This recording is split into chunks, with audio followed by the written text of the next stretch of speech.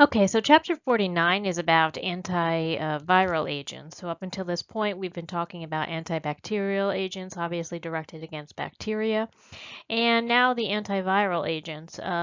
So by way of background, a little review about the differences between viruses and bacteria. Viruses are what is called obligate intracellular parasites, meaning that they cannot exist other than within another host cell because they depend on the host cell to replicate the viral DNA, RNA, and proteins. So they can only live inside host cells.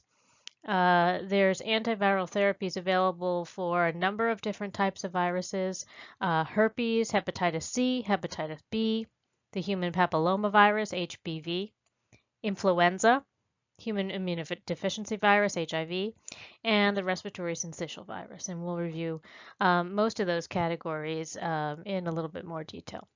So one thing to just keep in mind about all antiviral drugs is that they can only be active against viruses that are actively replicating. There are several viruses that can exist in a latent state inside cells where they are not replicating, not causing any active disease. And in that state, they're kind of analogous to a spore in the sense that they're not actively reproducing, and antiviral cells by mechanism are really only effective against cells that are in the process of replication. So this slide shows you kind of the different steps in how a virus enters a cell, replicates, and then is released from a cell in order to go on and infect other host cells. And you can see in the yellow boxes all of the different drugs that have been developed to essentially target all of these different points in the reproductive pathway, all the way from viral attachment and entry into cells on the upper left to their replication process within cells, and then their release out, excuse me, to infect other cells. So it's fairly straightforward, and this is kind of a good way to look at the whole viral reproduction pathway and how antiviral agents have been targeted specifically to address each of these steps on the pathway. So first category of drugs we're going to talk about are those active against the herpes viruses. And there's three types of herpes viruses: herpes simplex type 1, herpes simplex type 2, and the varicella zoster virus, which is the cause of chickenpox, mostly affecting young kids, and its reactivation, which produces a disease called shingles. Acyclovir works by inhibiting the viral DNA synthetic pathway, and it's used to treat infections with these herpes viruses. It's also used to minimize symptoms and infectious periods. So there's a period of time when people get infected with varicella, for example, in which they are infectious to other people. Giving a patient acyclovir will minimize viral shedding and therefore minimize that person's infectiveness to other people. For varicella, as I mentioned, varicella is one of those viruses that can exist in a latent phase after an active infection. And in adults, especially when there's some immunocompromise, adults that have been previously infected with varicella can develop a case of shingles, which is a activation of varicella within a nerve ganglion, and it can be a quite painful situation that can sometimes lead to chronic so-called post-herpetic neuralgia. And the use of acyclovir in the context of treating shingles is believed to minimize the risk of patients developing long-term neuropathic pain due to shingles varicella reactivation. Similar to acyclovir is a drug called valacyclovir, which essentially is a prodrug meaning that immediately upon its entry into the body, it is converted into another drug, and that drug is acyclovir. So Obviously, then its mechanism is exactly the same, and its use is also quite similar. So valcyclovir is one of those drugs that patients who get recurrent herpetic outbreaks on their lips or in the genital region are sometimes put on valcyclovir as a drug used to prevent outbreaks and recurrence of herpetic lesions. Famciclovir is another drug used to treat HSV and VZV, and there's nothing in particular that I'd want you to know about that drug. So basically, we looked at, we're looking at, I'd say, acyclovir and valcyclovir are the drugs that you hear most commonly in the treatment of herpetic infections and varicella, so herpes simplex type 1, 2, and varicella. So then we're going to talk about a category of drugs active against a virus called cytomegalovirus. And this virus is something that is particularly dangerous to people who have had transplants or are in an immunocompromised state, who have something like a human immunodeficiency virus or are receiving cancer chemotherapeutics, etc. And there's three main drugs to discuss against that are active against CMV. One is ganciclovir, which inhibits viral DNA polymerase. The other is valganciclovir, which, like valcyclovir, is a prodrug of ganciclovir that is just more active when orally taken. And then there's a drug called Foscarnet, which also is active against a specific viral polymerase that is involved in the replication of DNA.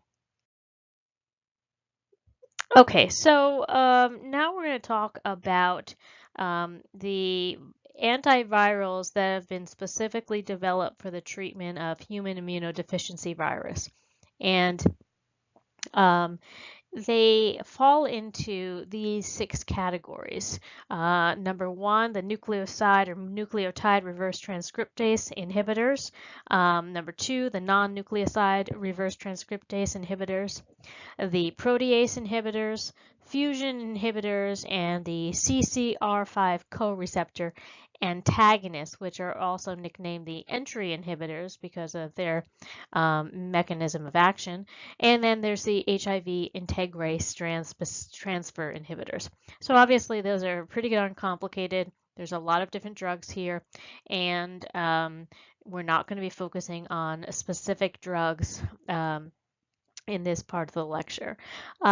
Just to know, obviously the treatment of HIV has been kind of revolutionized over the years with the increasing number of drugs used to treat the infection. And as we talked about with tuberculosis, kind of the name of the game with HIV treatment is to have people on a number of different drugs. So most likely 3 to 5 drugs to manage. So we're going to just review these various categories of drugs briefly. First is the nucleoside or nucleotide reverse transcriptase inhibitors. Essentially, they act by blocking the reproduction of viral DNA, and these drugs have been around for a long time. One of the most popular is zidovudine, which is nicknamed AZT. And in general, they have that ene ending, the ine ending, to help you maybe remember the different categories. The non-nucleoside reverse transcriptase inhibitors, they're also active against a specific enzyme called the HIV reverse transcriptase enzyme that is involved with RNA and DNA replication. Something unique about the protease inhibitors is they're notable for producing a kind of a physical changes in fat distribution that is similar to patients who are on high dose steroids. all the drugs in this category have the ending navir. So then there's the entry inhibitors. These drugs act way before even the ones we've talked about in terms of the synthetic, the reproductive pathway. They block viral entry into the cells um, by by the specific receptors that gets them into the cells. And these are fairly newer drugs. Integrase inhibitors, these are drugs that are necessary in order to get the viral DNA integrated into host DNA because as we talked about, the viruses don't have their own machinery in order to reproduce their RNA or DNA. So they rely on host machinery to do that. And the only way they can do that is by integrating their RNA or DNA into the host cell's RNA, DNA, so that when the host cell replicates its own DNA, it in turn is replicating the viral DNA. And the common naming of these is with the ending gravir. So again, a lot of side effects with the HIV drugs. From a perioperative point of view, there is no need to make any management changes in someone who is on antiretrovirals for the treatment of HIV infection. So in general, we are we don't want to mess with drug levels, etc. So missing doses is not desirable. So so it is safe to keep these folks on any of their anti HIV drugs in the perioperative period.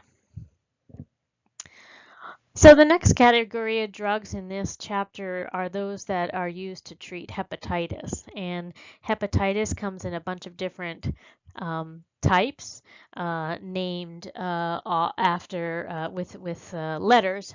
So hepatitis A, B, C, D, and E. And the ones that are most concerning and most common are hepatitis B and C, both of which are bloodborne pathogens.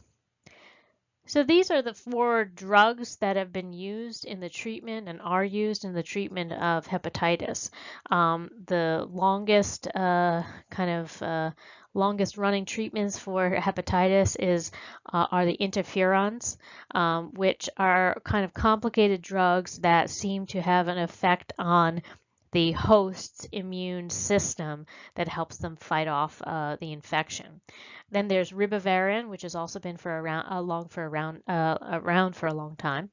And then 2 newer categories, the nucleoside antagonists and these N3,4A protease inhibitors and polymerase inhibitors. So as I was beginning to say, basically these drugs are focused on hepatitis B and C, both of which are bloodborne pathogens. Hepatitis B is usually treated with a combination of 2 drugs, usually one of the nucleoside or nucleotide antagonists and interferon. Hepatitis C for a long time was considered almost an untreatable chronic disease. Interferon and ribavirin were the preferred treatments, but they were associated with a lot of side effects. Within the past 5 years, the protease and polymerase inhibitors have transformed the treatment of hepatitis C, and they also are associated with much higher rates of viral clearance compared to interferon or ribavirin.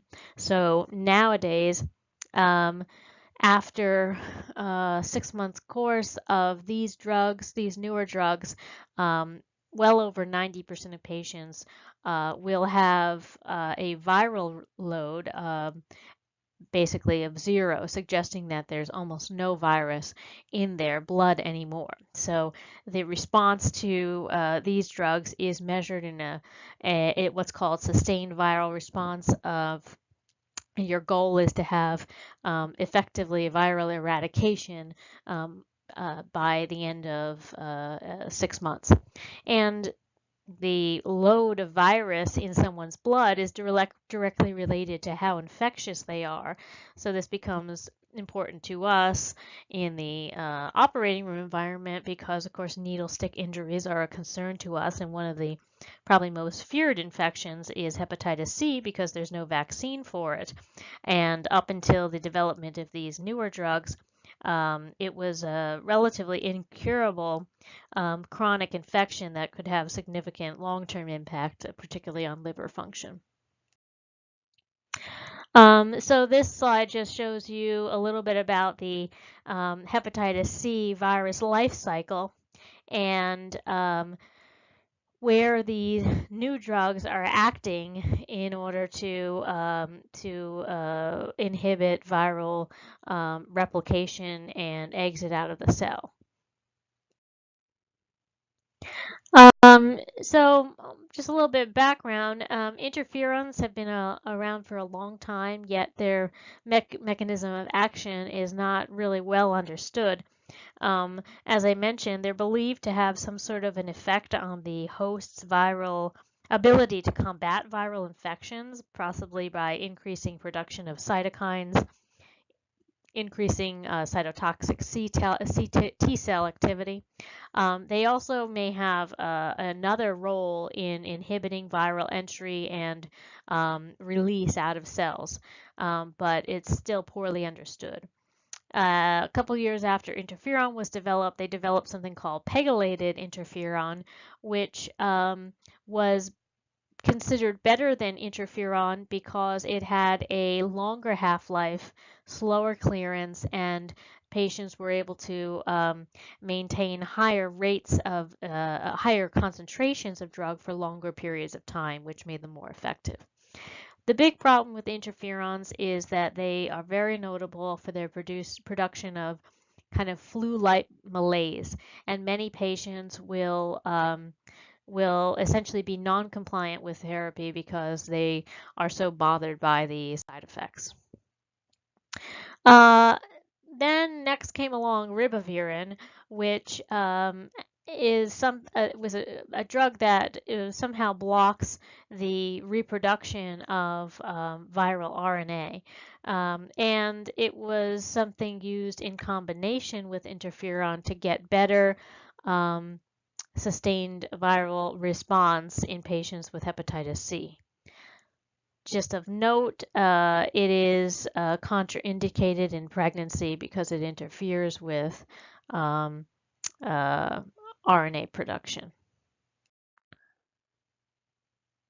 So that's it with the hepatitis viruses. The main thing I think that comes up these days is that, you know, the hepatitis C treatments have really changed quite a bit in the last 5 years with the development of specific nucleoside antagonists and protease inhibitors. So that's been a big part of the change in therapy for hepatitis C, and that's why even on television now sometimes you'll hear advertisements essentially billing hepatitis C as a curable disease, which it is for 95% of the patients who are able to get this newer therapy.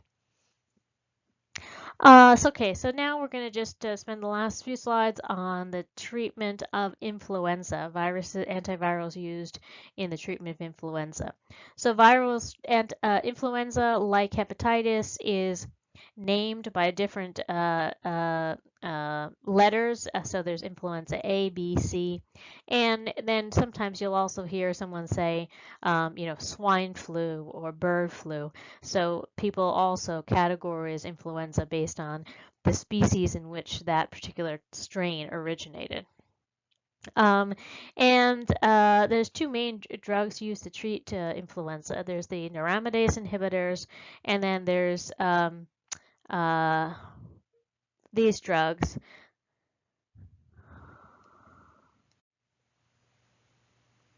Two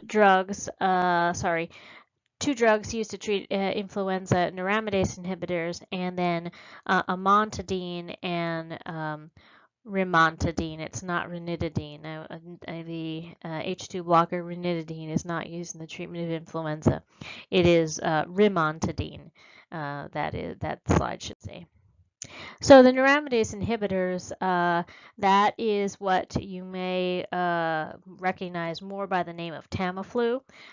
This is a drug that interferes with essentially the reproduction of influenza virus, and it is often used in patients who in the early signs of an influenza infection, people can be prescribed Tamiflu to reduce the duration and the severity of symptoms.